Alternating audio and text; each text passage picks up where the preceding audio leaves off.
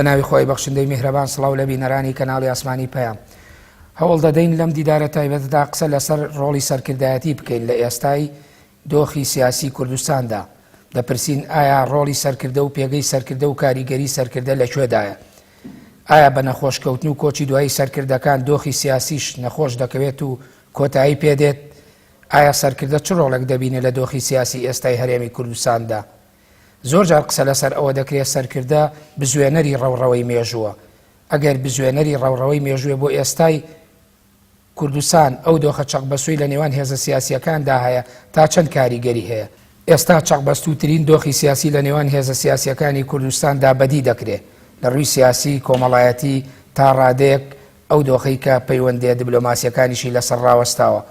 هەوڵ دەدەین لەم دیدارە تایبەتدا قسە لەسەر ڕۆڵی سەرکردە و کاریگەری سەرکردە و پێگەیان لە ئێستای قۆناغی کوردستاندا قسە بکەین بە میوانداری هەریەک لە بەڕێزان مامۆستا کامەران بابانزادە ئەندامی سەرکردایەتی کۆمەڵی ئیسلامی کوردستان، کاک عەدنان عوسمان هەڵسوڕایی بزوتنەوەی گۆڕان، کاک بێستون سابووراوایی لێپرسایی بۆردی ناوەندی کادرانی یەکێتی نیشتیمانی کوردستان بەخێر بێن بۆ بەرنامەی دیداری تایبەت. مامۆستا کامەران، ڕۆڵی سەرکردە و کاریگەری سەرکردە لە قۆناغی ئێستای کوردستاندا چ کاریگەرییە لە کاتێکە ئەبینین دۆخەکە ڕۆژ بە ڕۆژ بەرەو چەقبەستوویە ڕات؟ بەناوی خۆی گەورە میرەبان، ئەگە بکرێ ئەم گەڕەی گفتوگۆی من هەرزێتر تەرکیزکەینە سەر لایەنە ئەکادیمیەکەی با بڵێن مۆزوعی سەرکردە و ڕۆڵی تاک و پێگەی تاک لە بەرامبەردا پێگەی ئەوەی پێی دەوترێ کاری دەسەد جەمعی یان پێی دەوترێ میلەت یان پێی دەوترێ ئەو فاکتەرە مۆزوعیانەی کە لە پاڵ سەرکردەیەوە حرەکەت دروست دەکەن بەڕاستی. ئەمە بابەتێکی فەلسەفی گرینگە، ینی فەلسەفەی تاریخ ئایا بفعلی ینی بارودۆخ میلان تاک بزاف و شیاری ئەمانە بزوێنەری ڕئیسی مێژوون و تاک یان سەرکردە یان کاریزما تەنها با بڵێن دەکەوێتە پێش ئەم حرەکەتەوە و لێرەوە ڕۆڵنەکی دەدرێتی ئەجینە حرەکەتە ئەسڵە گرینگەکە بریتیە لە کۆی فاکتەرەکانی تر یاخود سەرکردە دەتوانێت هەموو ئەمانە لە نەبووندا جارێککە ئیجاد بکاتەوە بیان هێنێتەوە بوون. ئەمە بابەتێکی با بڵێن فەلسەفی گرینگە. من تەسەوڕ دەکەم ئەمە بەشێکی پێویستە بە کۆمەلگاوە لە ئەو کۆمەلگانەی کە هێشتا با بڵێن لە خۆناغێکی با بڵێن زۆربەی تاکەکانی لە ئاستی و شیاری سیاسی دانین. بەزاراوەی ئەمڕۆ هێشتا لیبرالیەتی ناو خەڵکە نەگەیەوە تا ئاستێکی بەرز با بڵێن بە تاکید سەرکردە و تاک ڕۆڵێکی کاریگەر و بزوێنەرێکی بەهێز دەبێت لەم جۆرە کۆمەلگایانە و ئەگەر چرتری بکەینەوە لە واقعی ئەمڕۆی هەرێمی کوردستان و لە واقعی ئەمڕۆی ناوچەکەش بەگشتی سەرکردە دەتوانێت ڕۆڵێکی زۆر کاریگەر بجێڕێەوە بتوانێت ڕێبەرایەتی یان با بتوانین با بڵێن تەوزیفی کۆی پێداویستیەکانی تر بکە و کۆی توانەکانی تر بکە تاوەکو بە ئاڕاستەیەکی باش و کاریگەری داببەرێ و دوزار وەرسەرخانێک دروستکە لە واقعی کە تێدایەتی. مامۆستا کامەران، ئەم قۆناغی ئێستای کوردستان تا چەند پێویستی بە سەرکردەی لێهاتووەیە؟ گرفتمان لە سەرکردەی لێهاتوونیە لە کوردستان. گرفتی ئێمە لە هەرێمی کوردستان بریتیە لە تەعەدودیەتی سەرکردە. هەنی من دەرەم کۆمەلگای ئێمە ئەگەر لە ساڵانی ڕابردووەوە بە یەک سەرکردە بەهاتبایە و ئاستی وشیاری سیاسی کۆمەلگا بۆ ئاراستە بوویە لەوانەیە بە ئەندازەیەکی باش ئەم قەیرانی کە ئێستا تێیداین کە قەیرانێکە بەهۆی تەعەدودیەتی حرەکەتی شۆڕژێڕی ئێمە لە ڕابردوو، بەهۆی تەعەدودیەتی سیاسی ئێمە، بەهۆی تەعەدودیەتی سەرکردایەتی، بەڵام لە بەرامبەردا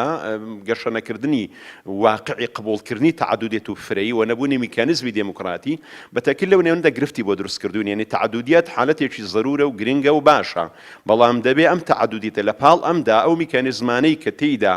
تەعەدودیەت تێیدا بە ئاڕاستەیەکی باش تەوزیف دەکرێت، بوونی دێموکراتی و بوونی یەکتر قبولکردن و بوونی سیستەم و بوونی دەستور و هەموو ئەو پێداویستی و ڕێکارانەیە کە تەعەدودیەت تەوزیف دەکا بەرەو ئاقارێکی باش. ئێمە ئەمەمان بە ئەندازەیەک لە هەرێمی کوردستاندا خەمڵیوە و لە بەرامبەریشدا ئێمە تەعەدودیەتمان هەیە لە محاور و لە ئیتیزاع سیاسیەکان و لە سەرکردان. بۆیە ئێمە لەو ڕوانگەیەوە دەتوانم بڵێم حالەتەکە حالەتێکی باش نییە ئەگەر بێت و لە ئایندەدا بەرەو ئاقارێکی باشتری نەبین.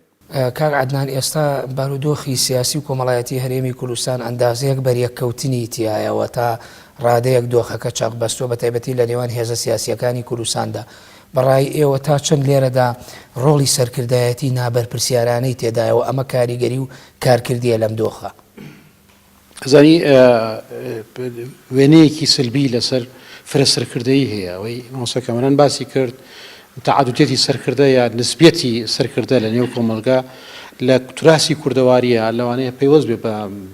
جوڵانەوەی کوردستان پێویست بە خەونی بوون بە دەوڵات بوون بە ئەوە بوونی ڕەمزێکی گەورە کاریزمایەکی گەورە کە ڕابەرایەتی هەمومان بکات بۆ پرسێکی دیاری کراو کە ئەو کاتە جوڵانەوەی ناسیۆنالیستی بۆ خۆتان نەزانن لە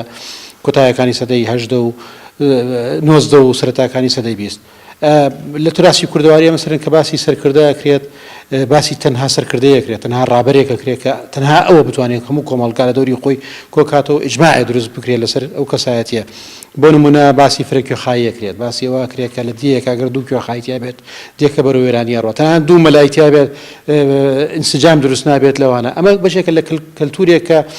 کەمتر بڕای بە تەعادودیەت هەبووە بڕای بۆ کە کۆمەڵێ سەرکردە دەبێت حزوریان هەبێت و ڕۆڵیان هەبێت و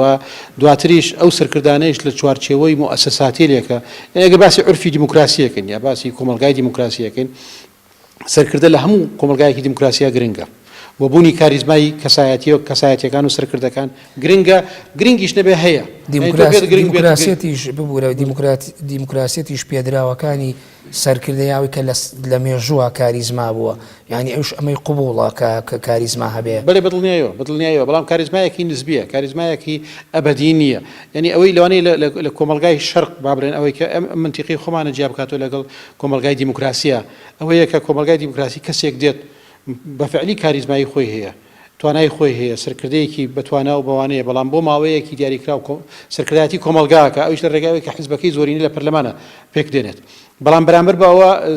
حکومەتی سێبەر هەیە سەرکردەی تری ئۆپۆزیسیۆن هەیە کە ئەوانش حزوریان هەیە لە نێو کۆمەڵگا و لە نێو کایە سیاسیەکانش حزوریان هەیە ئەم سەرکردەکە لە هەڵبژاردنێکە شکست دێنێت یا خولەکەی تەواو بێت ئیتر سەرقاڵی کارێکی ترە بێت وەکو ڕابەرێکی تری کۆمەلگا نامێنێتەوە وەکو کەسایەتیکی سیاسی مێنێتەوە بەڵام محازراتە ئەوانەدا بەڵام سەرکردایەتی کۆمەلگا نییە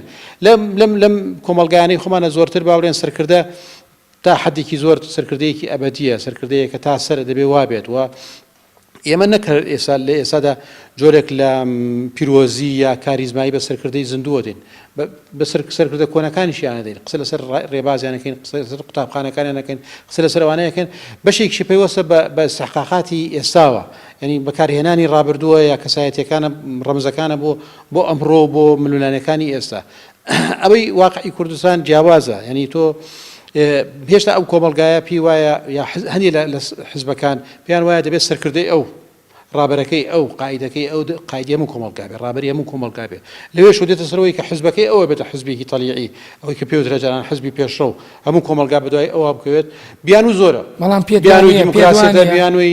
بیانووی خەباتی نەتەوایەتیە بیانووی دروستکردنی دەوڵەتە خەباتی ڕزگاری خوازانەی گەلەکەمانە نازەم چی بیان و زۆرە بۆ ئەوەی کە بوترێت ئەم سەرکردەی من دەبێت سەرکردەی کۆمەلگا بەڵام پێدوانی ئەمە یعنی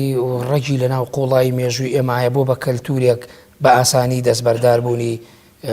بە ئاسانی دەستبەرداری ڕێگی هەیە و بە ئاسانیش دەستبەردار نابێ بەڵام هەر بێتە زۆرداری بێ ینی کۆمەلگای کوردستان خۆ لە دەرەوەی مێژوو ناژی لە نێو مێژوو ئاژی لەوانەیە لە کنارەکانی بێ لە قومکیانە بێ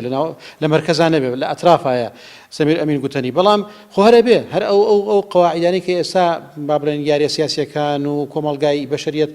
ئیدارەدات حتمما کوردستانیش ئەمڕۆیان بەیانی هەر ئەبێ بەو ڕێژکەیە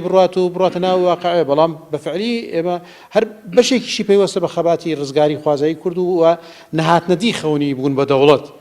ئەوەی کە تۆ قوارەیەکی دەوڵەتیت هەبێت بۆیە هەر هەمیشە خەونێکی گەورەمان بووە کاریزمایەکی ڕەمز ڕابەرایەتی هەمومان بکات و سەرۆکی جوڵانەوەکە بێت. کاک بێسون تا چەند غیابی سەرکردە لە بارودۆخی ئێستای سیاسی کوردستانە پەیوەندیە بەو دۆخە چەق بەستۆ سیاسیەوە کە لە نێوان هێزە سیاسیەکانی کوردستان هەیەەوە تان و پۆ جونگەکانی کۆمەڵگاشی گرتووەتەوە. بەڕای بن ئێمە کاتێک بە باز لە سەرکرداکەین و هەروەها گرنگیەکانی ئەو کەسێک کە بێ بە سەرکردە لە شوێنێکی دیاریکراوە لە کۆمەڵگاشی دیاریکراوە ئەبێ باس لەوە بکەین لە چ کۆمەڵگایەکە ئەو سەرکردێت دەورە بینەوە بووە مناقەشەکەمان لەسەر چ کۆمەڵگایەکە لە دنیادا کۆمەڵگاکان لە کۆنەوە لە مێژوودا کۆمەڵگاکان بە دوو شێوازی جیاواز هاتوون ئەو کۆمەڵگایانی کە پەیوەندیدار بوون بە گرنگیدان بە فەلسەفە و گرنگیدان بە زانست لەگەڵ ئەو کۆمەڵگایانەی کە دەتوانین بڵین کۆمەڵگە ڕۆژهەڵاتەکان کە گرنگی زیاتریان داوە بە مەسائیلی دین ڕوحی زیاتر لە پێش مەسائیلی فەلسەفی و زانستیەوە لەو کۆمەڵگایانەدا کە کۆمەڵگە ڕۆژهەڵاتەکانن کەسایەتی سەرکردەیی ئاسانە کە بێ بە کاریزما، ئاسانە ببێ بە کەسایەتێکی پیرۆز، بۆ لەبەر ئەوەی زەمینەیەکی لە باری دەرونی و ڕوحی لە ناو خەڵکە هەیە بۆ پیرۆزڕاگرتنی شتەکان. یعنی خەڵک ڕاهاتوە لەسەر ئەوەی کە هەندێشت بە پیرۆز تەماشاکە ئەوە لی دەرنەچێ، هێواش ئەم پیرۆزیە وردە ئەگوازرێتەوە بۆ سەرکردەکانیش. زۆر جار لەم کۆمەلگایانەی خۆماندا لە کۆمەلگا ڕۆژهەڵاتەکاندا کەسی زۆر دڕندە و دیکتاتۆر ئەبێ بە کاریزما و ئەبێ بە کەسێکی خۆشەویستیش لەگەڵ هەمان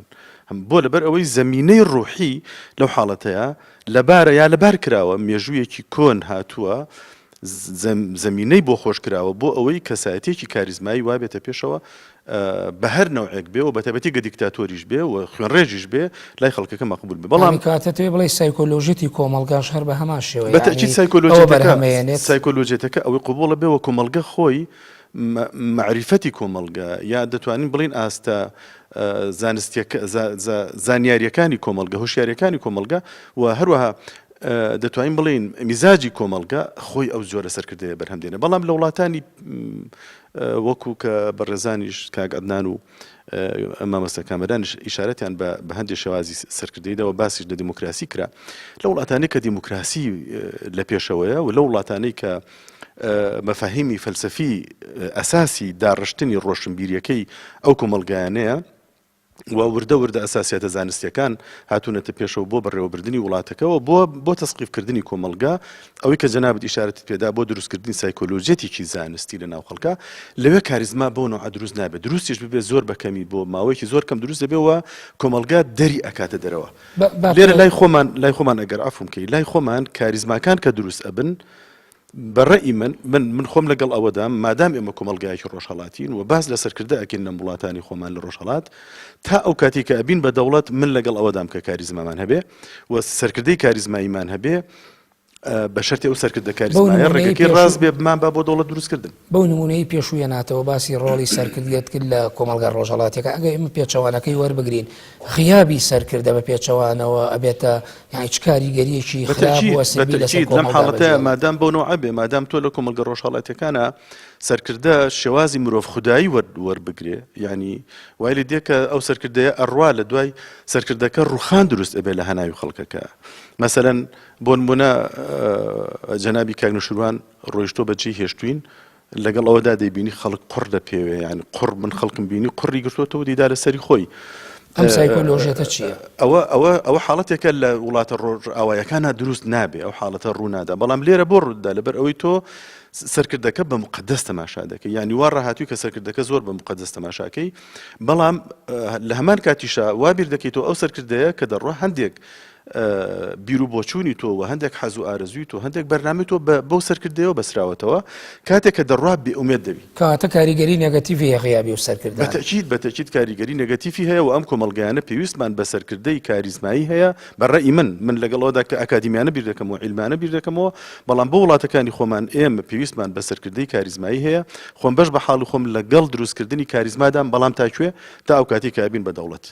مامۆستا کامەران یعنی تا چەند ئەوەی کاک بێسوون هێمای بۆ کرد زۆر جار کە بڕوای هەیە بەوەی کە سەرکردەی کاریزماوە سەرکردە دروستبی و لە ناو کۆمەلگا و سمبول دەرکەوێت تاوەکوی نەتەوەیەکی بێقەواری وەکو ئێمە ببین بە دەوڵەت. ئەمە زۆر جار یعنی بەرەو کەڵکەڵەی دیکتاتۆریەتی و تاگڕێی و ستەمکاری پەل ناکێشێەوە سەر ناکێشێ. لەسەر نمونەیەکەوە بۆی بەرچاوڕوونتر بین. کەمال ئەتاتورک دەوڵەتی تورکیای تازەی دروست کرد بە دیکتاتۆری دروستی کرد وەکو کارزمایەکیش بۆ تورکان. تۆ لە ڕوانگەی کوردبوونەوە سەیری مەکە، لە ڕوانگەی تورکیا و دەوڵەتێکی نیشتیمانی بۆ تورکانەوە سەیری بکە. کارزمایەک بوو زۆر زواشتۆن کاتی خۆی کارزمایەک بوو بۆ دروستکردنی دەوڵەت لە ئەمریکا. ئەگەر تێبینیمان کردبێ ناپلیۆن لەگەڵ خوێن ڕێژیەکەی بەڵام کاریزمایەک بوو لە دوای شۆڕشی فەڕەنسی بۆ سەسپاندنی پایەکانی قورسایی فراوانخوازیەکانی فەڕەنسا. ئەوە نمونەمان هەیە لەو بارانەوە. مشکلەکەمان لە گەربوونی کاریزما نییە، ئەنی کاریزما خۆ عومەر موختار لە دوایەوەی کە ڕۆیشت حرەکەتەکەی نوشستی هێنا، حرەکەتی لیبی بەرامبەر بە داگیرکەری ئیتاڵی. شەعبدوڵڵا کە لە دوای خۆی گیرا حرەکەتەکەی نوشستی هێنا. یعنی دەزانین کە زۆر کاریزما ڕۆڵی هەیە لەوەی کە کۆی حرەکەتەکە پاشەکشە دەکە کە خۆی دەمرێ یان دەگیرێ یان شتێکی لێ دێ. گرفتی ئێمە لەگەڵ کاریزمادا ئەمە نییە کە زەرور نییە بە تایبەتی لە کۆمەڵگە ڕۆژهەڵاتیەکان بۆی کە بەشی زۆری تاکەکانی بیر لە زۆرێک لە وەکالەت دەکەنەوە حەز دەکەن کەسێک هەبێ مەسیری خۆیانی بخەنە بەردەستی لە زیاتی ئەوان بیر بکاتەوە لە زیاتی ئەوان ڕێبەرایەتی بکە ئەمە تەناتوانە بە شەری و مادیەکانی خۆی بخەنە بەردەست بۆ ئەوەی کە قوربانی بدەن لە سایدا ئەمە حالەتێکە گرفتی ئێمە لە کوردستاندا ئەمە نییە کە زەرورین بۆ کاریزما من دەڵێم ئەگەر ئێستا ئێمە لە 1991ەوە وەکو ساڵی 1921 و 22 تورکیا بوویایە بە فعلی ئەمە حالەتێک بوو پێویستیمان بە کاریزمایەک هەبوو کە لەم قۆناغە قورسەیدا بە مەرجعیەتێکی سیاسی بە مەرجعیەتێکی حکومڕانی گەورە ڕێبەرایەتی بکردوینایە گرفتی ئێمە لە کوردستاندا یەکەم حالەتێکە تایبەت ئەمە لە کوردستاندا هاویش ئەوەیە لە شۆڕشی ئەلول لە انشقاقەکان یەکێک لە هاوڕێیەکانی باوکم زارێکی قسەیەکی کرد گوتی گرفتمان ئەو نییە ئەمە لە کوردستاندا پیاوێکی عاقڵمان یا ڕێبەرایەتیمان بکە گرفتمان لەوەدا کۆمەڵێک کەس خۆیان پێ عاقڵە و دەیانەوێت ڕێبەرایەتیمان بکەن و هیچیشان بە عەقڵی کەسیان ڕازی نین بە فعلیش میکانیزمێک نییە وەکو بگەڕێمەوە پێشتر کە ئیدارەی ئەم زۆرە عەقڵ مەدانە بەڵام مامۆستا کامەران بوورێ یعنی تۆ ئەگە سەیری مێژووی بزوتنەوەی ڕزگاری خوازی کوردکەی شۆڕشەکان ڕاپەڕینەکان بەشێکی زۆری بزواندنی ئەم حرەکەتانە هەموو سەرکردەکان کاریزمەکان کاریگەریە بۆ حزوورێکی ڕۆحی گەورەیان هەبووتیاندا شاح محمود کە لە 1970 تا 1930 سەرکردایەتی بزوتنەوەی ڕزگاری خوازی کوردی کوردە لە کوردستانی باشوور شێبەرچەیەکی نەبووە ینی لە غیابی وی ئەگەر تێبینیت کردبێ ئینگلیزەکان لە 1922 بیران لەوە کردەوە بەدیلێکی مستەنەعی بۆ دروستکەن خۆیان پشتیوانی لێکرد بەڵام ئەم تەیدە شەعبی نەبوو ینی مۆزوعەکە ئەوەیە ئەمە لە ڕابردوودا کۆمەڵێک کاریزمامان هەبووە ئیزماعیان لەسەرا بوو بەڵام ئێمە لە کوردستانی ئەمڕۆدا ئەم کاریزمایەمان نیە ئیزماعی لەسەرا بێ هۆکاری ئەوەش کە ئیزماعی لەسەر دروست نابێ هۆکارەکەی لەوەیدایە ئێمە وەکو حرەکەی ڕزگاری خوازی زائیر نین یەک حرەکەت یەک حزب ڕێبەرایەتی بزوتنەوەی ڕزگاری خوازی کردوێ بەرامبەر بە داگیرکەری فەڕەنسەکان لە کۆتایی 50 و لە بیداتی 60ەکان حرەکەتی شۆڕژ ینی ئەم حالەتە دەوڵەتداری ئێمە ئەم حالەتی ئێستای ئێمە ڕەنگدانەوەی پێش 1991 لە پێش 1991 تعدودیت هەبوو لە حرەکەتی شۆڕژێڕی ئێمە تا ئەم سەعاتەش پێوەی دیارە بۆیە ئەم تعدودیە پێویستی بە میکانیزمێکە چارەسەر بکرێ ناکرێ کاریزما بە زەبر دروست بێ ئەمە حالەتێکە پێم خۆشە ئەگەدا ئەوە ینی لەو ڕوانگەیەوە قەنەعەتم وایە کاک عەدنان بە بڕوای ئێوە یعنی بۆچی وەکەوەی مامۆستا کامەران هێمایی بۆ کرد بڕوای وایە کە یعنی ئیجماع دروست نابێت لەسەر سەرکردەوە ئەو فرەیەکە لە نێو سەرکردەکان و قبوڵ نەکردنی یەکتری بۆ لە ناو حرەکەی سیاسی کوردی ئەمە دروست نابێت کاک بێسووش بڕوای وایە کە هەبێ بەڵام لەگەڵ بوونەکە ینی ئیجماعێک دروست نابێت ئەمە ئەم پرسیارەی تۆمان باتە سەرەوەی کە جارێکی تر وردبینەوە لە خودی وشەی کاریزما یا کەسایەتی کەسی ڕابەر یعنی کەسایەتی کەسی ڕابەر یا کاریزمارە ئەوە نییە جەمعێک دانیشن لە ژوورێکەوە بڕیارە دەن کە سین من الناس ئیتر ئەمە کاریزمایە و ئەمە ئیتر ڕابەرایەتی کۆمەڵگاکەمانە کاتوانە ئەمە بەشێک لە ئیشەکە یعنی ئەمە قبولکردنی ئێمەیە بۆ بەڵام بەشە ئەساسیەکەی پێوەستە بەوەی کە خۆی چەند توانایی هەیە خۆی چەند ئەتوانێت قەناعەت بە من و جنابەت و برادران بکات کە ئەو توانای هەیە ئێوە خۆ کاریزمایی کۆمەڵی مواصفاتە و کۆمەڵی خەسڵەتە لە ئینسانەکاندا هەیە تۆ وەکو نییە لە قەبێک نییە تۆ پێ بڵێ ئەمە پرۆفیسۆرە ئەمە دکتۆرە ئەومانەیە خۆی لە خەباتی خۆیدا لە هەوڵەکانی خۆی لە تەقلای خۆیدا جا لە خەباتی چەکداری بێ یا سیاسی بێ فکری بێ یا شتێکی تر بێت تواناکانی خۆی وای لێکە کە کۆمەڵگاکەش قبوڵی بێت بڕیارێکی دەستە جەمعی لەسەر بەڵێ لە کۆنگرەیەکە بڕیار نادرێت لەسەرەوەی کە ئەمە فڵانمان کردبەوە بەڵام بە خەباتێکی دوور و درێژ ئەو کەسایەتیە دێت خۆی ئەدەکات ئەگەر سەری بۆ نمونە سەری دروستبوونی یەکێتی نیشتیمانی بکەین هەیەکی دەستەیەکی دامەزرێنەر هەبوو کە چەند کەسێک بوو کەسایەتیش بوون هەرێکە لە موقعی خۆیە بەڵام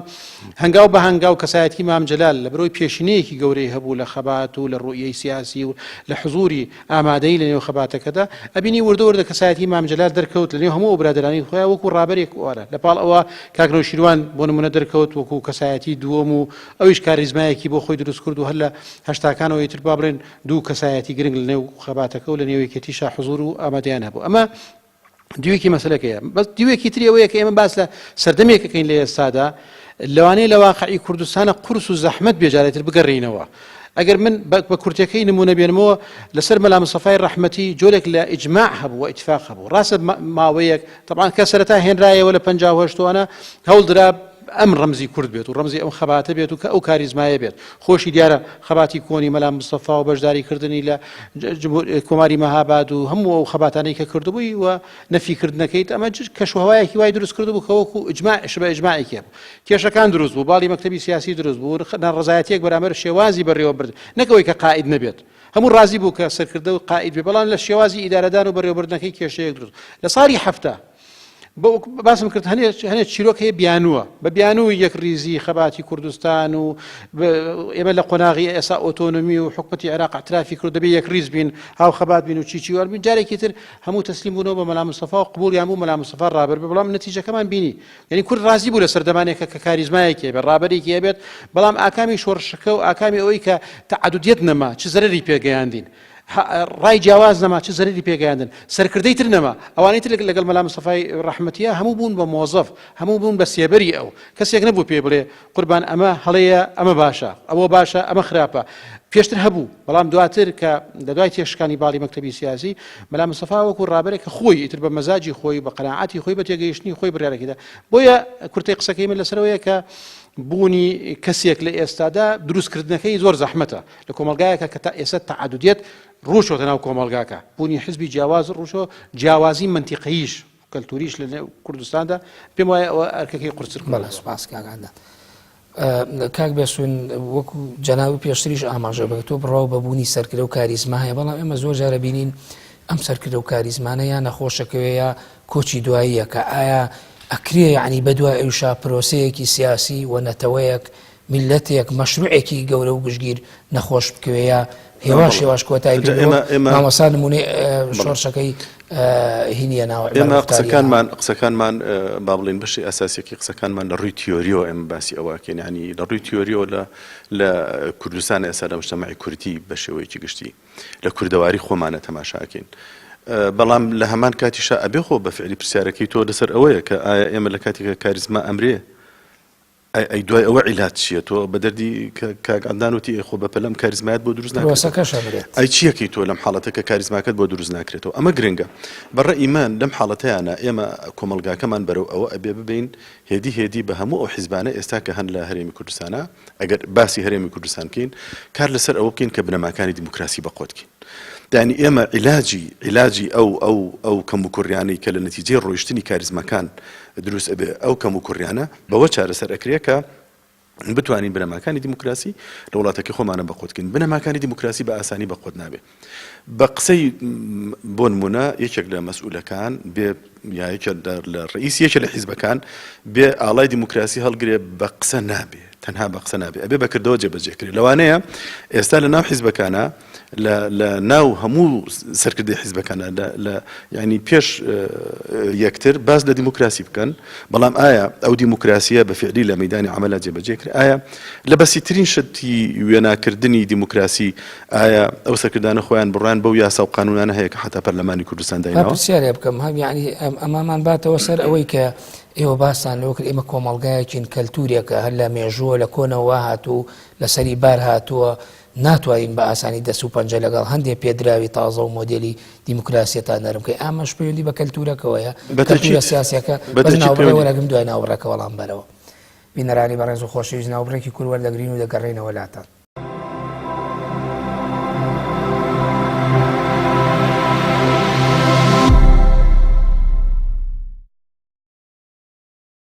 دووبارە سڵاو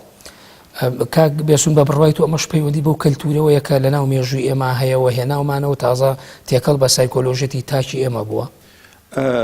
پەیوەندی بە کەلتورەکەەوە هەیە بەڵام ئیشیش لەسەر ئەوە کراوە کە کۆمەلگاکەش بەرەو کۆمەلگایکی دیموکراسی ببردرێت یعنی کاتێک ئێمە باس ئەکەین باز لە کاریزما ئەکەین و باز لە دەوری سەرکردەی پیرۆز ئەکەین لە هەمان کاتیش ئەبێ ئەومان لە بیر بێ کە کۆمەلگاکە بەو شێوازە نییە کۆمەلگەی ئەم سەردەمە و ئێستا وەکو کۆمەلگەی 50 ساڵ پێشێستانیە وەکو کۆمەلگەی 100 ساڵ پێشێستانیە حتا وەکو کۆمەلگەی 5 ساڵیش پێش ئێستانیە بۆ لەبەر ئەوەی حرەکەیەکی دیموکراسی زۆر باش لە ناو مسەقفینی کورد هەیە لە ناو حیزبەکانە هەیە بە شێوەیەکی زۆر کاریگەرانە و ئەکتیڤ کار لەسەر ئەوە دەکات کە کۆمەلگاکە بەرەو دیموکراتیزە کردن بێت یعنی تۆ سیر کە لە ناو پەرلەمانی کوردستانە ئەگە تەماشاکەین حرەکەیەکی ئۆپۆزیسیۆن هەیە بەرامبەر بە ئەو ئەو هەنگاوانەی کە حکومەتی هەرێم یان مەسەن لە ناو گشتی بەڕێوەبردننی هەرێم حرەکەیەکی معارزەی ئۆپۆزیسیۆنی هەیە بۆ باسکردن لە کەموکوڕەکان و هەروەها بۆ گەڕانەوەی ئەوانەی کە لە دیموکراسی لادەن بۆ هێنانەوەیان بۆ سەرخەت ئەمە زۆر گرنگە تۆ لە کاتێکە دەرد و بەڵای میلەتێک زیاد ئەکا کە سەرکردەیەکی کاریزماییت هەبێ بەڵام ئەو سەرکردە کاریزمایە من ویستم لە خلالی قسە دێ و قسە بڕێ لە خلالی قسەکردنەکانمانە باس لەوە بکەین کە کاریزما هەیە زۆر باش و ڕێکوپێکە و زۆر دڵسۆزە بەڵام کاریزماش هەیە خیانەتەکە کاک ینی لە مێژوودا چەندین کاریزما هەیە خیانەتیان لە میلەتەکەی خۆیان کردو میلەتەکەی خۆیان فرۆشتووە ئەرزی خۆیان فرۆشتووە ئێمە باز لە کاری من خۆم بەش بە حاڵی خۆم لەگەڵ کە باز لە کاریزما دەکەم کاریزمای پیرۆز باسی ئەو کاریزمایە دەکەم کە بەڕاستی خۆی بە خزمەتکاری خەڵک دەزانێت وەکو غاندی ئەوە کاریزمایەکی ڕاستەقینەیە کە چۆن توانی میلەتەکەی خۆی بەرەو ڕزگار بوون بەرێ کاریزما ڕاستەقینەیە نامێنێ نەخۆشەکەوێت ئەمە کێشەکەمان لەوێ لەگەڵ ئەودا کە ئەو کاریزمایە ئەمرێ ئەو کاریزمایە نەخۆشەکەوێت ئەو کاریزمایە توانەکانی نامێنێ ئیتر تۆ ئەوە چۆن پڕ ئەەکەیتەوە ئەوە بە دیموکراتیزەکردنی وڵاتەکەت کۆمەڵگاکەت ئیشکردن لەسەر ئەوە من ئیشارەتم بە ئەوەدا کە لە ناو پەرلەمانی کوردستانە حرەکەیەکی معارەزە هەیە ئەو حرەکە معارەزەیە دروستکردنی دیموکراتیەتە لە ناو پەرلەمانە و دروستکردنی دیموکراتیەتە لە ناو هەرێمی کوردستانە بەڵام تۆ تەماشاکە لەگەڵ ئەوەدا کە ئەو حرەکە بەقوتە هەیە بۆ دروستکردنی ئەو دیموکراتیەتە لەبەر ئەو دیموکراتیەتە لە قازانجی لەوانە بڵێم حیزبێک نییە لە قازانجی چەند کەسێک نییە لەوان لە قازانجی کەسی دیاریکراونە بێ لە دژایەتیکردنی ئەو معارەزەیەکی تر دروستەکرێ دیوار دروست ئەکرێ بۆی ئەو معارەزەیە بەرامبەر بەو دیوارە کاتە دێنەوە سەر و قسەی بەڕێزان کە ئاماژەیان پێکرانی چۆن ئەڵی دیموکراتیزەکردنی سیاست و لە ناو پەرلەمان و لە دەرەوەی پەرلەمان و لە ناو کایداریەکانە بۆ خۆی پاشەکشە بە جۆرێک لە ڕۆڵی کاریزمایی و سەرکردەکەات بەتەکید ئەوە باشترە بەڕێی من ئێمە کار لەسەر ئەوە بکەین کە ڕۆڵی کاریزما کەم ببێتەوە من کە ئەڵم ئێستا ئیمانم پێیەتی مەبەستم لە ئەوەیە ئێستا من پێم وایە کاریزمایەکە بێ لە کوردستانە بەڕاستەقینەیی خزمەت بە خەڵکی کوردستان بکاوە بەرەو ئەومان برێ کە بمانکە بە دەوڵەت ئەم کوردە بکا بە دەوڵەت ئەویش کام دەوڵەت يعني خو ايش مناقشه لسره كم دولتي كردستان او دولتي هلا استا اما بيبستينو بتركيا او بيفروشين بتركيا يا بيفروشين بولاتي شيكا لا قال اوش اما مناقشه شي تر هلا قري منعمل لسر او مناقشه بكم بلام اما اوش ارس كم استا اگر باسی امروی هرمی کردستان بکەین ئێستا ئێمە پێویستمان بە فیکری دیموکراتیانە هەیە پێویستمان بە حرەکەیەکی دیموکراتیانە هەیە پێویستمان بە ئەوە هەیە میلەت ئەوە بکە گەلەکەمان ئەوە بکە قاعیدە جەماوەریەکە ئەوە بکە بەهۆش بێتەوە قاعیدە جەماوەریەکە پێویستی بەوەیەکە خۆی لە قازانجی خۆیەتی کە بزانێت چۆن علاجی کێشە دیموکراسیەکان ئەکا کێشەی دیموکراسی لە هەرێمی کوردستانە. مامۆستا کامەران بە بڕوای تۆ ئەو حرەکە دیموکراسی کە کاک بێسوونیش هێمای بۆکە یعنی ئایا خۆی بۆ خۆی ئەوەش پێویستی بە سەرکردن نییە دروستی بکە و بیکا بە کەلتور و پاڵپشتی بکە و خۆی کە وەکو کەسێکی کاریزمی دەرەکەوێت لە ناو کۆمەڵگادا بیکاتە نەریتێکی دیار و تاوەکو کۆمەلگا لە سەری بڕۆیا خودت ئەمە بۆ خۆی بە پێچەوانەوە لە خوارەوەی کۆمەلگا هێواشێواشە بێ بە کەلتور و دروسە بێ و تاوەکو دوجارە بێ بە نێریتێکی جوان و کاری سیاسی و ئیداری لەسەر بنیاتە درێت. قسەکردن لەسەر کاریزما لە هەرێمی کوردستاندا با سێ نمونە بێنینەوە ئایا هەرێمی کوردستانی ئێمە بەکاونەوەیانە زۆر بۆش مؤسسی دەوڵەتی ویلایەتە یەکگرتووەکانی ئەمریکایە دوای کۆتایی هاتنی مدەکەی زۆر واشنتن ببوورە بە تاکید لە دوایوی ئاڵوگۆڕی ئاشتیانی دەسەڵات ڕتمی خۆی وەرگرتو و ئەمیش وەکو کاریزمایەک وەکو پیاوێکی گەورەمایەوە بۆ دامەزرێنەری دەوڵەتی ئەمریکا. کەمال ئەتاتورک دەوڵەتی تورکیای دامەزراند ڕاستە بە نەبرەیەکی دیکتاتۆریانە و حیزبەکەی و بە ئاڕاستەیەکی ئایدۆلۆژی تون بەڵام 2000 نە کوڕەکانی و نە خزمەکانی نەبوون بە بنەماڵەیەکی مستەبید بەسەر وڵاتی تورکیاوە. شای ئێران ڕۆڵیان هەبوو لە تەسیسی ئێرانی تازە بەڵام بۆ دوایان خانەوادەکەی دەبینن بە ئینقلاب ڕۆیشتن ڕەزا شا. ئێمە کە قسە لەسەر شاهنشا ڕەزا شای کوڕی بوو ئێمە کە قسە لەسەر کاریزما دەکەین لە هەرێمی کوردستاندا چاوەڕوانی کام نەوعیان لە کاریزما دەکەین ینی کاریزما مەترسیەکەوە نیە کە ئێمە پێویستمان بە ڕێبەرێک هەیە لەم قۆناغەدا بە تایبەتی وڵاتی شەرقی وەک ئێمە کە هێشتا پایەکانی ئاڵوگۆڕی ئاشتیانی دەسەڵات و تعەدودیەت و دیموکراسی یعنی ئەوە بە دیاریکراوی ئێستا ئەم دۆخە چەق بەستووە تا چەند پێویستی بە سەرکردن ئێمە قسەمان لە سەرکردە زەرورە و سەرکردەی کاریزماش زەرورە بەڵام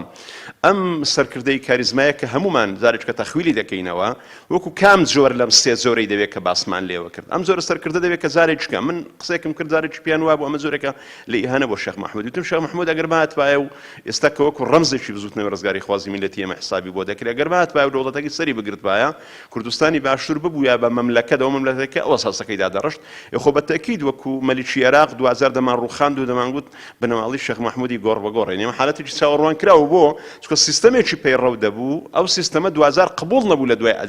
جیلی تازەوە ئێمە ئەگەر بێت و کاریزما نەتەوەکەی خۆی ئینقاس کرد لە بەرامبەر ببێگانە و بەراقەری سەربەخۆیی برد بەڵام دواتر چەند جیلێ قوربانیان داوە چاوەڕێی کۆدیتەوە ئینقلابێک و گۆرچەرخانێک بوون تا لە دەستیان ڕزگاری ببێ ئەمە ئێمە ترسێکانی کاریزماوەتە کاریزمان کە تۆ متمانەت پێدا و سیقەت پێدا ئەمیش دواتر ئەو متمانە و سیقە تەوزیف نەکا بۆ قوڵکردنەوەی پایەکانی دیکتاتۆرەت و قوڵکردنەوەی پایەکانی ڕژێمی وێڕاستی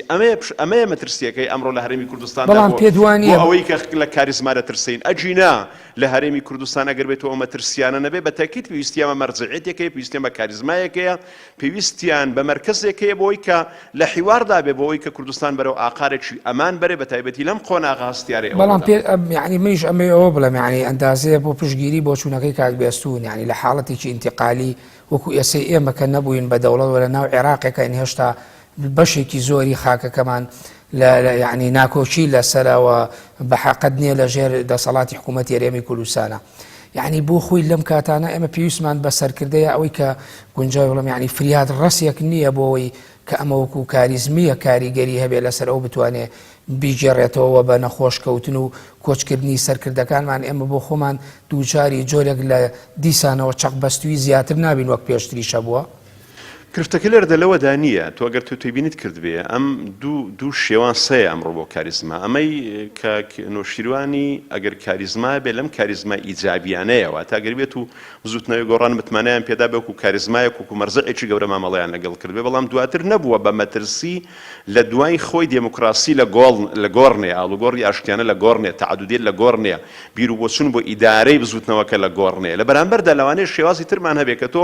دەیکەی بە کاریزما ئەو کاتێ ئەم کاریزمایە لەسەر ئەساسی کاڵبوونەوە و کوشتنی دموکراتیت و ئاڵوگۆڕی ئاشتیانی دەسەڵاتە ئەمەیە بابەتەکە کەواتە لە ضرورەتی سربەخۆی زەرورە بۆ کوردستان و کاریزما زەرورە بۆ کوردستان بەڵام ناکرێت لە پاڵ کاریزما و لە پاڵ سربەخۆی ئێمە سیستەمێک بێتەکایەوە بۆ دوایان ئێمە معاناتمان هەبێ بەدەستیەوە لە بەرامبەردا ئاڵوگۆڕێکی ئاشتیانی دەسەڵات و فرەی و دموکراتیەت بکوژێ ئێمە کە مەترسیمان هەیە لەسەر کاریزما لەگەڵ ئەوەدا کە بە زەروری دەزانین بەڵام مەترسیشمان هەیە لەوەی کە ئەم کاریزمایە 2000 جیاوازیەکانمان بکوژێ و 2000 پایەکانی حکومڕانی خۆی قوڵ کاتەوە ڕێگا نەدا بەوەی کە وڵات بە شێوەی سیستەم بەڕێوە بچێ ئەمەیە مەترسیەکەن جا بۆیە لە پاڵ زەرورەتی کاریزما مەترسیەکانی تر هەیە ئێمە لەبەر مەترسیەکانی ترمانەکە تەحەفوز دەکەین لەسەر وجودی کاریزما ئەمڕۆ لە هەرێمی کوردستاندا کاک عەدنان بە بڕوای تۆ تا چەند سەرکردەکانی ئێمە نەریتی ململانەی سیاسی پۆزیتیڤیان بەجێهێشت بۆی لە دوای خۆشیان نەریتێکیان بەجێهێشت بێ بتوانێت هەر دیسان لە ڕووی معنەوی و ڕۆحیەتێک و کاریگەریەتێکی هەبێ بۆ نەوەکانی دواتر و سوودی لێوەربگیرێت تاوەکو هێواش بۆ خۆیەکوێتە سەر سکەی ڕاستەقینەی دیموکراسیەت ئەوە ئەکرێت ورد کرێتەوە ینی ناتوانانی بەعام تۆشە توێ پۆلێنی کە وەکوی مامۆستا من ئەمەوێت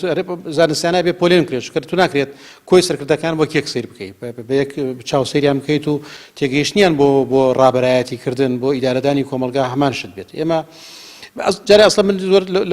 لەو ڕوانگەوە تا ئاسێ جیاوازم لەوەی کە من پێم وایە تر سەردەمی ئەو کاریزمایە کە ئیجماعی نیشتیمانی لەسەر بێ بەگشتی زەحمەتە زۆر قورسە ئەو کەسایەتی نەماوە ئێمە سێ کەسایەتی گرنگ و گەورەمانە بوو لە کوردستاندا کەسایەتی جنابی مام جەلال کە وەزعی تەندروستیەکەی ئیتر بەو شێوەیە و پێچێ لە بواری سیاسیەدا تر دوور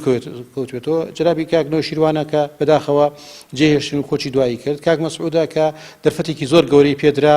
ئیجماعێکیش هەبوو و دەنگێکی زۆری خەڵکی کوردستانی شێنا و پشتگیری خەڵکی کوردستان لە 2005 وەکو سەرۆکی هەرێم تا نەیتوانی تەجاوزی ناوچەکەی خۆی نەیتوانی تەجاوزی حزبەکەی خۆی و تەنانەت نەیتوانی تەجاوزی بنەماڵەکەی خۆشی بکات بۆیە وەکو کەسایەتێکی بنەماڵە و سەرکردەیەکی حزب دەرکەوت نەک وەکو سەرکردەیەکی نیشتیمانی لە ئاسی کوردستاندا ئەم سێ نمونەیە بەم شێوازەی جێهێشتن و شکست تقریبا تر کۆتایی بە سەرکردە تاریخیەکان دێنێت سەرکردە تەقلیدیەکان دێنێت کە ئیتر ئەوان بتوانرێت لە دەوری ئەوان بە بڕوای تۆ بە ئەگەر شێوازی تەجاوز نەکردن بێەوە نەخۆشکەوتنی کۆچی دوای سەرکردەکان ئەم سێن وێنەی تۆ باست کرد یعنی ئەم سێ وێنەیە بە بڕوای تۆ کۆتایی هاتنیان کۆتایی نیانێ بە پرۆسەیەکی گەورەی دیموکراسی مەشروعێکی گەورە کە مەشروعی نەتەوەیەکە لە دوای خۆیان کۆتایی پێ نایێت ئەو خەباتێکی زیندووە خەباتێکە لەوانەیە ئەو سەرکردانش لەدایک نەبوو بێتن بۆ نمونە خەباتی ڕزگاری خوازانەی کورد هەبووە جۆڵ هەبوو ئەنە بوو بەردەوامیش بێ کۆمەلگا ژیان بەردەوامەوەکو ئاوێکە ڕات و پێداویستەکانی کۆمەلگایش و ئێمەش وەک باسم کرد لە دەرەوەی مێژوو ناژین ئێمەش هە لە چوارچەوەی ناو مێژوو ئاژین و ئەبێت کۆمەلگایەکی مۆدێرن دروست بکەین ڕاستە هەرچەند سەرسەختی هەبێت هەرچەند داعشێک دروست بێت کە بمانگەڕێتەوە سەدان ساڵمانەگرێت و بۆ دواوە بەڵام هەر لە دووادا دەبێت وانە شکست بخۆنەوە پرۆسەی مۆدێرنە و پرۆسەی بۆ مۆدێرنکردنی کۆمەلگا و عەسریکردنی کۆمەلگا ڕوات ئەوەی کە من ویسم بیڵێم ئەوەیە کە ئەم سەردەمە توانین بڵێن سەردەمی لەوانەیە دروستبوونی کۆمەڵی سەرکردەی تازە یا ئەتوانم بڵێم ڕیهانەکە گرەوەکە لە ئێستادا لەوەیە کە چەند بتوانێت ئەم کۆمەلگای ئێمە حزبەکانی ئێمە چەند بتوانین سەرکردەی تازە دروست بکات سەرکردەی تازە بێنێتە پێشەوە بواری ئەوە بدا کە سەرکردەی گەنج بەڵام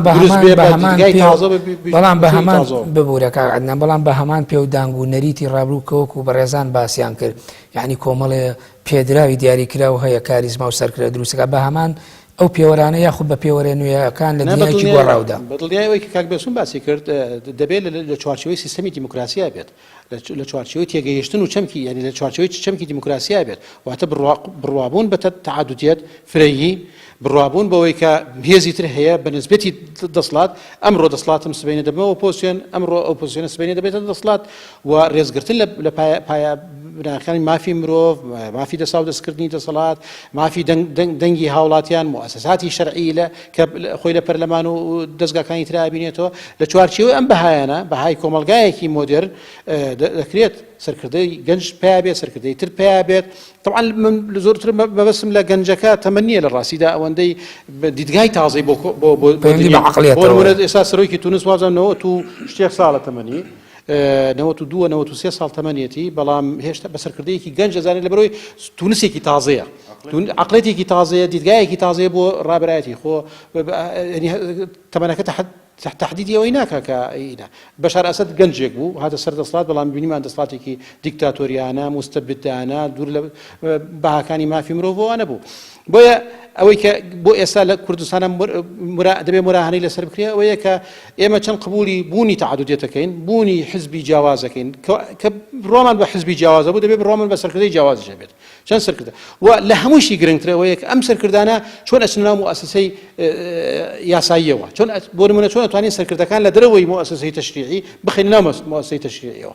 سەرکردەکانمان سەرۆکی فراکسیۆن بن سەرکردەکانمان سەرۆکی حکوومەت بن سەرۆکی وەزیران بن سەرۆکی پەرلەمان بن کە توانیمان سەرکردە لە دەرەوە نەهێڵینەوە هەمویان بخێنە ناو مؤسسەی تەشریعیەوە بۆ نمونە ئەو کاتە ئیجماعێک دروستە بێت و ئەو کاتە ئەتوانین بۆ نمونە کەسێک کە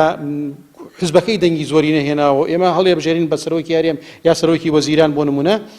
کۆمەلگاکە بەدوای ئەوە بێت تا هەڵبژاردننی داهاتوو پشتی بین لە پشتی بین تا هەڵبژاردننی داهاتوو ئەو جارێ ئەو ڕابەرایەتیان کە بۆ نمونە بۆ 4 ساڵ یا 5 ساڵە ئەوەی ئێوە باسیەکەن بەڵام خۆ ئەکرێ سەرکردە نەریتێ یاخود کەلتورێ یاخود سنەتێکی دیموکراسی دابهێنێت بۆ نەوەکانی دوای خۆی دەبێت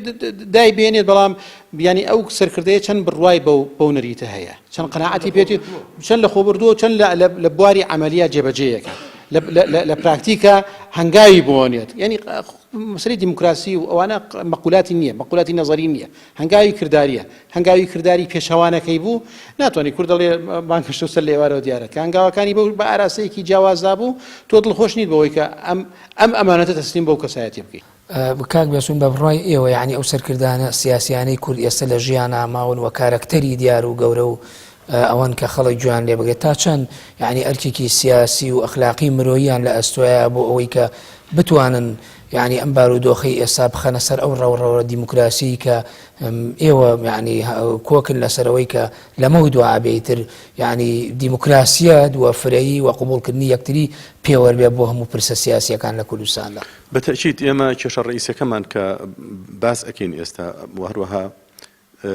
ئەو تەوەرەی کە جەنابی شت احتیمامت پێداوە ئێستاوە ئیسارەت کردووە و تەوەرەیە کە ئێمە لە هەرێمی کوردستانە لەم کۆمەڵگەی کوردواری خۆمان لێرە چی بکەین یعنی بۆ لەبەر ئەوەی ئێمە باس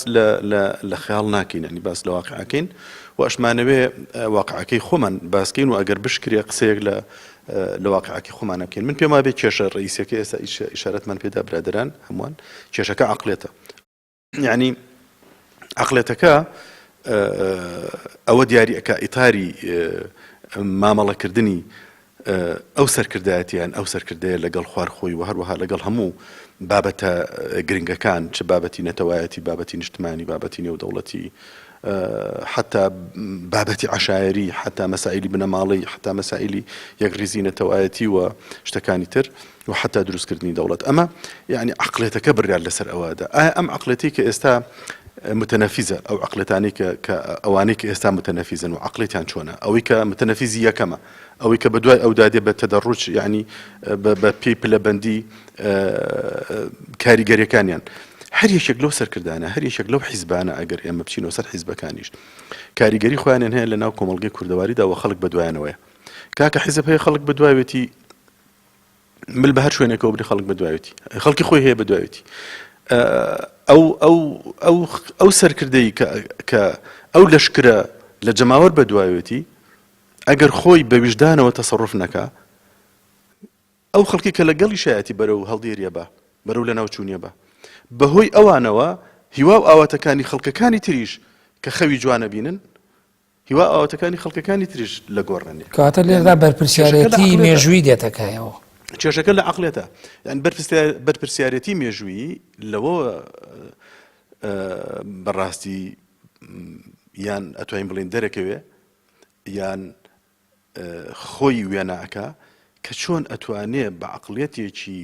لە خۆبردوانەی پێشکەوتن خوازانەی عەسریانە بتوانێ کۆمەلگا بەڕێوە بەرێ ئێستا حیزبێکی بچکۆلە ئێمە چاوەڕوانی ئەوەی لە یەکەین کە سکرتێرەکەی کە سەرکردەکەی بە چاوێکی بەرفراوان بە دیدێکی بەرفراوان و بە پانتایی میلی تەماشا بکە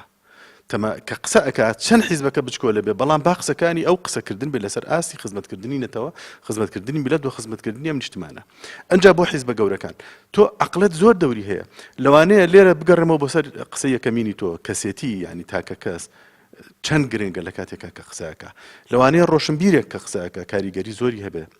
کاریگەری زۆری هەبێ لەسەر گۆڕینی ئەحداسەکان و لەسەر گۆڕینی عەقڵێتەکان لەبەر ئەوە ئێمە مادام لێرە لە هەرێمی کوردستانیشە ئەو سیستەمی کە پیادە کرێ بۆ ڕاکێشانی جەماوەر سیستمی دروستکردنی حیزب و بزوتنەوە ڕێکخراوەکانە کەواتە سەرکردەی ڕێکخراوەکان بە سەرکردەی یەکەمەوە زائیدەن ئەو لیژنەیە تر کە پێ ئەوتریان مەکتەبی سیاسی پێ ئەوتریان مەکتەبی ئیداری ئەو حیزبی پێ ئەوتری ئەمانە زۆر گرنگن چۆن ئیدارە ئەو حیزبەکەن و چۆن لە هەمان کاتە لەگەڵ حیزبەکانی تریشە ئیدارەکەنەوە چونکە هەر یەکێ لەو حیزبانە جەماوەری خۆی هەیە کۆی جەماوەری هەموو ئەو حیزبانە بریتیە لە خەڵکی کوردستان ئێمە چۆن ئەتوانین لە دوای ئەوەی کە سەرکردەکانمان ئەڕۆن یان لەسەر لەو حاڵەتەشا کە سەرکردەکانیشمان زیندون چۆن ئەتوانین ئێمە وا بکەین ئەو سەرکردانە هەمویان یەک ریز بن یەک فیکر بن و ڕێککەون لەسەر ئەوەی کە ئاواتەکانی خەڵکی بەڵام پرسیارێک لێ دێتەکەوە ئایا بە نەخۆشکەوتنیە وەفاتی هەندێک لە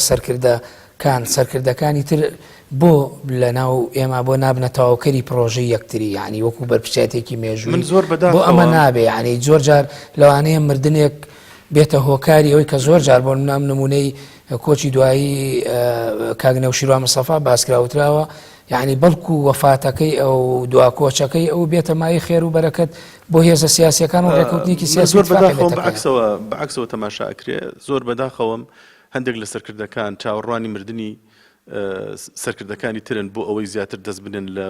لاشەی ئەو حیزبەی ئەو و هەروەها لە جەماوەرەکەی یعنی لە جهاتی ئەوەی کە ئەوە لە سەرکردەکە ببینن کە بەهۆی ئەو سەرکردەیەوە بتوانن یەک ریزی زیاتر دروستکەن بتوانن لە ڕێگەی ئەو سەرکردەیەوە جەماوەری ئەو حیزبەش بەلای خۆیاندا ڕابکێشن کەچی بیر لەوە دەکەنەوە ئاواتی ئەوە دەخوازن کە سەرکردەکە بڕوا لە دنیا دەرچێ تاکو بتوانن زیاتر لێکترازان لەناو ئەو حیزبە دروستکەن بەداخەوە ئەمەش دیسان ئەگەڕێتەوە بە عەقڵێتەکە بەداخەوە ئەمەش دیسان دژایەتیکردنی ڕوحی نیشتمان پەروەریەتیە دژایەتیکردنی گیانی دیموکراسی و گەشەکردنی وڵاتەکەمانە دژایەتیکردنی هەموو ئەو فیکرانەیە کە لە ئەعلامەکانە بڵاوەکرێن بکرێتەوە دروستکردنی دەوڵەت و وا ئەکەین و وا وڵاتەکەمان بەرەو پێشەوە ئەبین دژایەتیکردنی هەم ئەو قسانش هەموو دروشمانش. ئەمە وەسە کامەران بە بڕای ئێوە هەر ئەو پرسیارەی دو پرسیار لە کاک بێسوونم کرد بۆچی سەرکردەکان نابنە تەواوکەری پرۆژەی یەکتری یعنی بۆ یا زۆر جار یعنی تیاچوونی یا لەناو نەمانی هەندێک لە سەرکردەکان لەناو فەزای سیاسیەوە کۆتایی هاتنی ژیانیان بۆ نابێتە مای ئەوەی کە ئەم سەرکردانەی تیر بتوان ئەو حرەکەتە سیاسیە بەرەوە پێشەوە بەرن و بتوان بەهێزتر و تۆکمەتریکەن. خوی تاوکریەکە گەلە و ڕوانگەیەوە بڵێیت مەسەرەن مردنی سەرکردەکان و ڕۆشتنیان بۆ نابێتە پند بۆ ئەوەی کە چاوەڕوان بێ کە ڕۆژێک لە ڕۆژان ئەمیش دەڕوە کەواتە پێش ڕۆشتنی ئەو ئەمە بە دەرفەت بزانێ پێش ڕۆشتنی بتوانێت نەرێتێکی تازە دابنێ. من بە ڕیتمێکی تری جیاواز قسە لەسەر ئەو تەورەیە بکەم. من پێم وایە ئەمڕۆ لە هەرێمی کوردستاندا ئێمە زۆر بە زەحمەت دەتوانین خاوەنی کاریزمایەک بین کە کۆدەنجی لەسەر بێ بەبێ ڕەزامەندی و تەوافقی هەموو لایەنەکان لە هەرێمی کوردستان دەکەواتە ئێمە کاریزمایەک کە لە دەرەوەی ئەم لێک تێگەیشتن و قبوڵکردنە بێ ئەمە زەحمەتە بابێنە سەر کاریزمای حیزبەکان. من ئەگەر بێت وا حساب بکەین هەرێکێک لە حیزبەکان کاریزمایەکیان هەیە ڕێبەرێکیان هەیە و ئەم ڕێبەرە ئاڕاستەی حیزبەکە دەکاوە ئومێدی گەورەیان لەسەر هەڵچنیەوە. بە لەمەی کاک نۆشتوانیەوە بە نمونە تێت کە من پێم وایە ئەمەی کاک نۆشتوانی و ئەوەی زەنابی نەخۆشکەوتین زەنابی مام جەلالی و ئەوەی مامۆستا سەلاحەدینیش با بڵێن کە لە ساڵانی ڕابردوودا کشایەوە لە فترەیەک وەکو سێ نمونەی جیاواز وەریگرین. ئەوەی کاک نۆشتوانی نمونەیەکی سەرکەوتوو جوان دەردەچێ ئەگەر بێت و بزوتنەوەی گۆڕان بتوانێت لە دوای ڕۆشتنی کاریزمایەکەی بتوانێت ئیدارەدانێکی مرکزی ڕێکوپێک زارێککە ئیدامە پێ بداتەوە. بۆ ئەم موقعە گرینگەوە لەژێر بەرپرسیارەتێکی گەورەدایە لەبەر ئەوەی لە دوای ڕۆشتنی کاریزمایەکە کەسێک بە ئەندازەیەک باریز نەکراوە کە خەڵک لە زهنی خەڵکدا ئەمە جێگرەوەی تۆگە تێبینیت کرد بێ لەوانێ برم زوومەکە زیاتر لەسەر یەک کەسی بێ ئەمە گرینگە مادەم زوومەکە لەسەر کەسێکی دیاری کراونی و بەم سۆگەری لە پێشچاوی ئێمەدا ڕۆشن نییە لەم حالەتەدا گرینگە بزوتنەوەی گۆڕان بتوانێت لەسەر کەسێک ڕێککەوێ و لە غیابی کاریزمایەکە نەبێتە نوژستێک بۆ ئەو وەکەوەی کە دەبینین لە نەخۆشکردنی جەنابی مام جەلالی با بڵێن کە کەسێکی دیاری کراو لە دوای خۆی مرکزیەتەکەی پێ نەپارێزرا یاخود نەبوو گرینگە یەکێتی نیشتیمانی کوردستان لەم زوومە جیاوازانە بتوانێت ئیجماعێک دروستکە بۆ ئیدارەدانێکی مرکزی لە یەکێتی ئەوەی یەکگرتوو لە ساڵانی ڕابردوو ویستیان ئەزمون و نمونەیەکی جوان بێ لە وجودی سەرکردەکە هێشتا توانای بەخشینی ماوە بەڵام بێتە پێشەوە بۆ ئەوەی کە ڕێگە خۆشکە بەڵام خۆی ئەگەر بەهاتەوە ئەمە سەرکەوتوو بوویایە و لە دوای خۆی زارێککە بیر لەوە نەکرابایەوە بگەڕێتەوە و ڕیتمی بەرەوە پێشچوونەکان بە تاکید ئەمە خاڵێکی ئەزمونەکە سەرکەوتوو نەبوو. من قسەم لە لێدەر لەوەدایە یعنی ئێستا بۆ نەگە سەیری پارتی دیموکراتی کوردستان بکەین ئەگەر ڕۆژێک لە ڕۆژان سەرکردا کۆچی دوایی بکە بە ئەندازەیەک دەزانی لە دوای ئەم مەرکەزیەتی حیزب بەرەو کوێ دەچێ.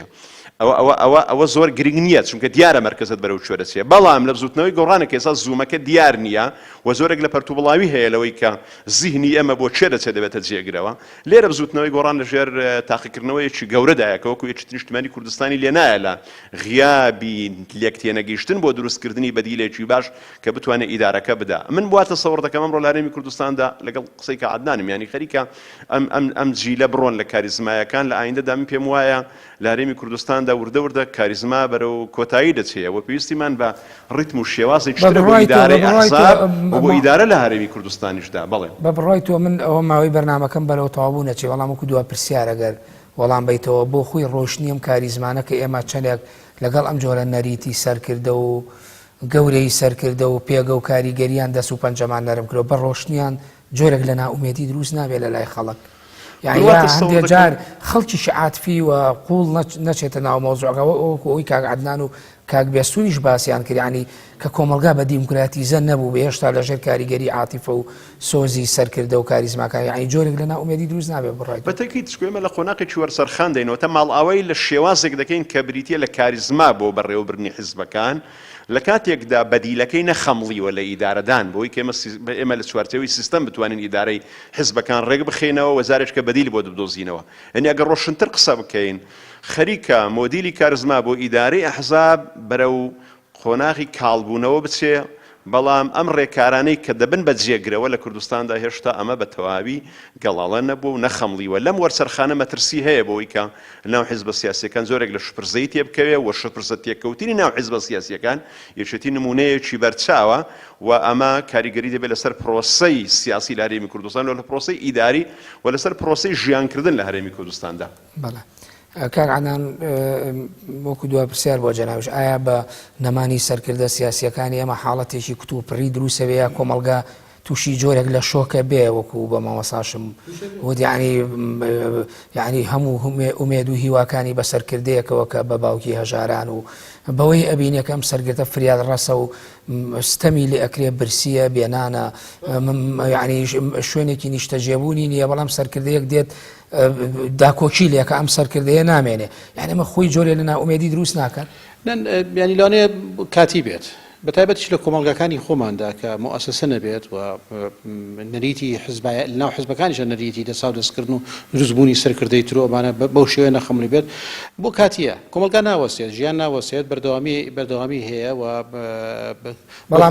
خۆی ڕێگایەکە دۆزێتەوە وەکو ئاوێکە کە درزەکانە دۆزێتەوە ماوەیەکە خانێت ئەو شۆکە ئەو سەدمەیە لەوانەیە بەشێکیشی پەیوەست بێ بە قورسایی کەسایەتێکەوە و قورسایەتی ئەو کەسایەتیش لەوانەیە دیوەسیبەکەی کە خەڵکێک لە لەحزەیەکە هەست بکە ئیتر تەواو کۆتایی هات هەموو خەونەکانی ئەو ئومێدەکانی ئەو کۆتایی هات بەڵام دیبێکی تریش ئەوەیە کە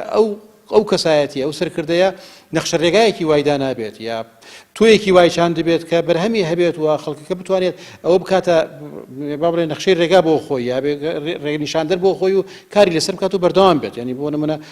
بزوتنەوەی گۆڕان دەتوانێت ئیلهام لە هەموو هەنگاوەکان و فکری کاکنەوەشیروان و بەرنامەکانی کاکنەوشوان و دنیابینی کاکنەوشوان وەرگێت بۆی بەردەوام بێت بۆی زیاتر گەشە بکات بۆی بتوانێت زیاتر خەڵک لە دۆری خۆی کۆ بکاتەوە یەکێتی حزبەکانی تریش هەموو بە هەمان شێوە بەڵام ئەمەش پەیوەندی بە کەلتوری حرەکەکەوە هەیە یعنی تا چەند ئەوان ئەتوان قبوڵی حرەکە و کەلتوری کۆمەڵگا کەلتوری حرەک بزوتنەوە سیاسیەکان بەشێکە لە کەلتوری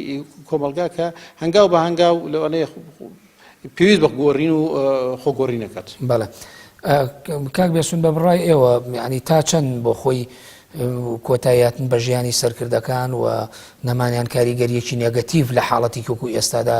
بەجێ دێڵێ لەسەر ئاستی کۆمەڵگا. هەروەکو برادران ئیشارەتیان پێدا بە تەکید کاریگەریەکی موقت بەجێ هێڵێ و لەوانەیە یەک دو ساڵێکیش بخایەنێ کاریگەریەکە یعنی زۆر جار ئیشارەت بۆ یەکێتی نیشتیمانی کوردستان دەدرێت دوای نەخۆشکەوتنی جەنابی مام جەلال یعنی ئەکتیڤ نەبوونی لە بواری سیاسی و ڕێکخراوەییدا کە یەکێتی نیشتیمانی کوردستان جۆرێک لە پشێوی تێکەوت کە با بڵێن ئەیزانین بەڵام لە هەمان کاتیشە ئەتوانێت وردە عافێتی خۆی بێنێتەوە و خۆی ڕێخاتەوە خۆی چاکاتەوە وەکو ئێستا کە ئەبینین یەکێتی نیشتیمانی کوردستان لەو مەرحەلەیەدا ینی لە مەرحەلەی خۆ ڕێخستنەوە و خۆ ئامادەکردنەوە خۆ چاکردنەوە و خۆ بە قوتکردنەوەدایە و لەوانەیە یەکێتی نیشتیمانی کوردستان ئێستا بۆ نمونە لە وەزعێکدا بێ کە پێشنیاری ئەوە بکە لەگەڵ بزوتنەوەی گۆڕان جۆرێک لە یەکبوون دروستکە مەرج نییە یەکگرتنەوە مەرج نییە وێنای شتێکی دیاری کراوە بەڵام من خۆم بەش بە حاڵی خۆم جۆرێک لە ئیتار یعنی من وای ئەبینم لە مستقبلێکی نزیکە جۆرێک لە یەک ئیتاری یەک چوارچێوەی دروست ئەبێ لە بین یەکێتی نیشتیمانی کوردستان و بزوتنەوەی گۆڕانە ئەمە خۆی لە خۆیە یعنی خۆکۆکردنەوەیە بۆ ئەو حاڵەتە و قەنەعەتم وایە بزوتنەوەی گۆڕانیش جۆری لە خۆکۆکردنەوە لە ئێستاوە ئەبێ بیر لە خۆی بکاتەوە چۆن ئەویش خۆی کۆکاتەوە بۆ ئەوەی کە عیلاقاتی خۆی هەم لەناو خۆی دەڕێخاتەوە هەم لەگەڵ حیزبەکانی تریشە هەروەها پارتی دیموکراتی کوردستانیش کە بڵین ئەو سیانە ئەتوانین بڵین سێ حیزبی بە قووەتی ناو سێ حیزبە یەکەمینەکەن لەگەڵ ڕێزم بۆ کۆمەڵ و یەگرت و حیزبەکانی تر کە وازحە ئەو سێ حیزبە یەکەمینەکەن ینی لە هەرێمی کوردستانە پارتیش لە حیزبە یەکەمینەکانم من ناڵم پارتی یەکەمە بەڵکو پارتیش لە حیزبە یەکەمینەکانە بۆ لەبەر ئەوەی جەماوەر بە شێوەیەکی گشتی تەوزیع بووە بەسەر هەموو حیزبەکانە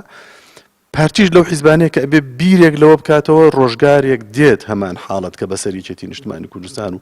بەسەر بزوتنەوەی گۆڕان و بەسەر هەر ئەمە ژیانە و عمرە و ئینسان یعنی عمری کۆتایی دێ چۆن ئەوانیش بیر لەوە دەکەنەوە چۆن عیلاجێکی ئەوە بکەن کە لە ئێستاوە بە هەمومان یەک ریزیەکی نەتەوەیی حیزبی ڕێکپێک دروستکەین من لە ئەخیرە اقتراحی ئەوە ئەەکەم کە هەموو حیزبە ئەندامەکان لە پەرلەمانی کوردستانە ئەنجومەنی مەکتەبی ئەندامانی مەکتەبی سیاسیان هەبێ ناو بەناو کۆ ببنەوە بۆ ئەوەی یەک ڕێزی زیاترکەین و ئەفکار زیاتر بگۆڕینەوە لە یەکتری تێبگەین. بەڵێ زۆر سپاس بۆ کاک بێسوود سابووراوایی لێپرسراوی بۆردی ناوەندی کادرانی یەکێتی نیشتمانی کوردستان، کاک عەدنان عوسمان هەڵسوڕاوی بزودنەوەی گۆڕان، مامۆستا کامەران بابانزادە ئەندامی سەرکردایەتی کۆمەڵی ئیسلامی کوردستان. سپاس بۆ ئاوادەبوونتان لەم دیدارە تایبەتی کەناڵی ئاسمانی پەیام. بەڵێ بینەرانی بەڕێز و خۆشەویست بەم شێوەیە هاتمە کۆتایی دیداری تایبەتی ئەم جارە تا دیدارێکی تر بەخۆی گەورە و میهرەبانتان دەست پێرم. خواتان لەگەڵ کاتێکی خۆش بۆ هەموو لایەک.